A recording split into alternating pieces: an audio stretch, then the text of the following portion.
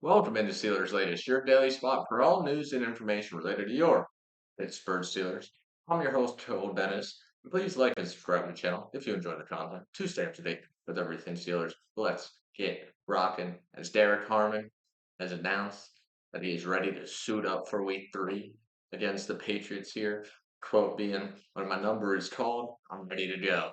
There's massive news for the Steelers, considering the defensive front has been the biggest letdown probably for the first 2 weeks. Around 100 yards on the ground in both weeks. We're allowing quarterbacks to have all the time in the world back there. Only 3 sacks through 2 weeks. TJ Watt, I think, doesn't have one yet. Uh, Pretty brutal. The defensive front has been, as I said, biggest letdown so far. That's where most of the veterans of the defense lie. That's where most of the dollars of the defense are also, especially with TJ Watt and Cam Hayward. Those two. One just became the second highest paid defensive player in the league, and one looking for a pay raise. Been hammering this home all week because how big the letdown has been. We've allowed 30 plus points each week. But hopefully, someone like Derrick Harmon, our first round draft pick, can provide a spark. Now, do I think he's going to be getting a lot of reps out there this Sunday? Probably not. We know how Mike Tomlin is. He's going to want to slowly work him into the game. So I'm expecting a limited rep count for Derrick Harmon in his first game, but hopefully when he's out there, he makes an impact. And hopefully he provides a spark to this defense. And, it's just exciting to see as fans your number one draft pick finally get on the field after an injury in preseason. And what looked like a major concern of an injury turned out to be only a couple weeks missed. So hopefully he can still make a run for maybe that defensive rookie of the year if he can really ball out in his time here in Pittsburgh this year. Let's move on though to Tyreek Hill as we've got an update on this trade progress as no one has called Miami yet. Adam Schefter has reported that Miami hasn't received any phone calls yet, not received any offers for Tyreek Hill yet. We've seen Tyreek Hill take a lot of opportunities to speak out about his desire to leave Miami over the past couple of years. He's walked it back a couple of times, but once again, as you can see him on the field, he's throwing fits, and it looks like he wants out. His quarterback can't find him. The Steelers did sign a receiver yesterday in Isaiah Hodgins, or 2 days ago in Isaiah Hodgins. Doesn't really move the needle at all for us Steelers fans, in my opinion. Hodgins not really gonna be the number 2 on this team. Might be the number 3, but he's more than likely just gonna be a depth piece to let Calvin Austin, Roman Wilson, or DK Metcalf take a playoff or two every now and again. I would love to see us bring in someone like Tyreek Hill, especially after hearing the asking price just a week ago of just a third, a fourth, and a fifth, considering we had multiple picks in all those rounds. I don't think it's a bad bargain right there. That is kind of a deal, in my opinion, for one of the best receivers in the league throughout his entire career, basically. He provides what Calvin Austin does, just at a better level. He runs sharper routes than Calvin Austin. He's faster than Calvin Austin. He gets open more often than Calvin Austin. He does everything better. And you put him on the opposite side of DK Metcalf, and the offense is really going to improve. And considering our defense has allowed 30 points per week so far this year, it's not a bad idea to try and put up 30 points a week ourselves and go all in on this offensive side of the ball, considering right now it only feels like we have two receivers. Roman Wilson really hasn't gotten involved too much. Calvin Austin, even last week, it only felt like we had one receiver because Calvin Austin basically was non-existent in that game. Also, DK got pretty locked down. Now we do have a deep tight end room, but it's not the same.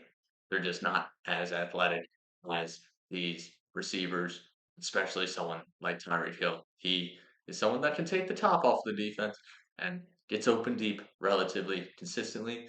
And let me tell you, it's not his fault he's been putting up a lack of numbers in Miami. It's his quarterback's fault because Tua really can't keep up with the speed on the deep balls, and in the intermediate routes. He has been missing him relatively recently. And as you saw last week, when he missed him, Tyreek Hill got upset on the field. So, Steelers, make this trade happen because it's a bargain. A third, fourth, and a fifth. Once again, got multiple picks in all those rounds. We got to put up 30 points a week at this point. Get another top tier weapon on this offense. But let's move on to Big Ben and his frustrations as he took to his podcast Footballin' to rant a little bit about or just challenge the Steelers, Mike Tomlin, and the Steelers defense.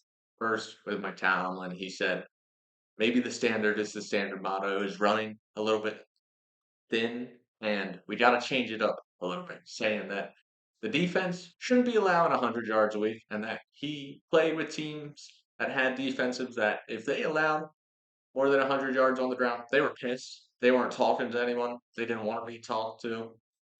And that's what we need. That's the mentality we need right now. We've had this standard set from the 70s. The fans have a high standard for the defense. And no, Mike Tomlin says he has a high standard for the defense, but the lack of play, the lack of quality play on the defensive side of the ball for the first 2 weeks of the season has really made me kind of rethink my position on if the Steelers do have another 9-8, 10-7 season, first round exit type season, and it's the defense's fault this time around.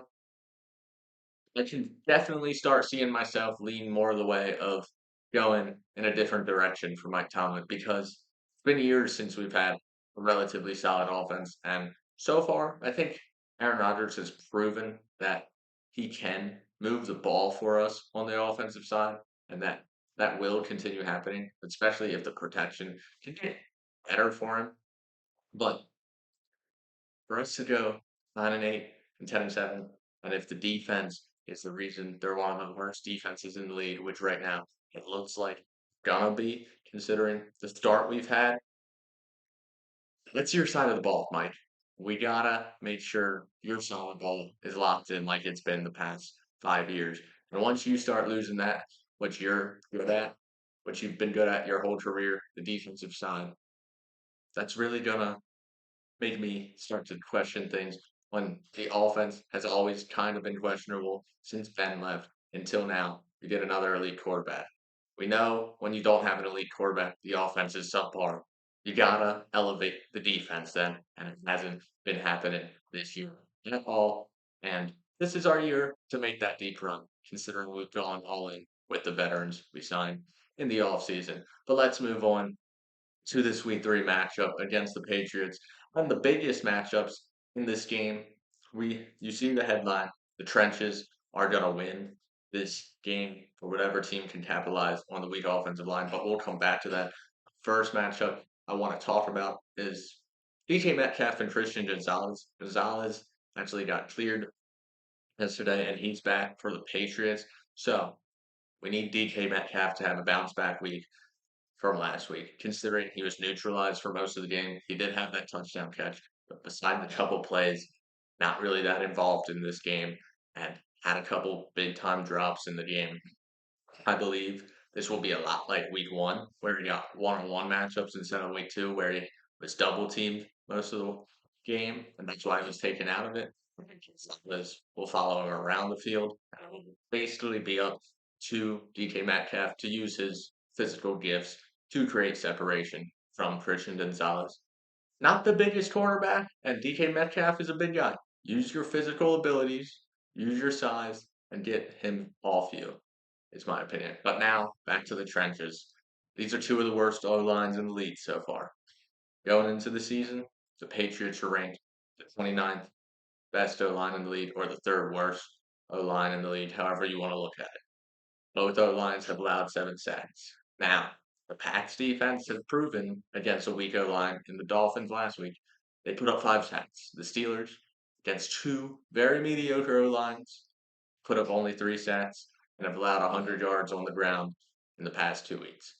This game's going to be won in the trenches like most games in the NFL are, and the Steelers have to capitalize against a struggling Patriots offensive line and shut a team down for the first time this season.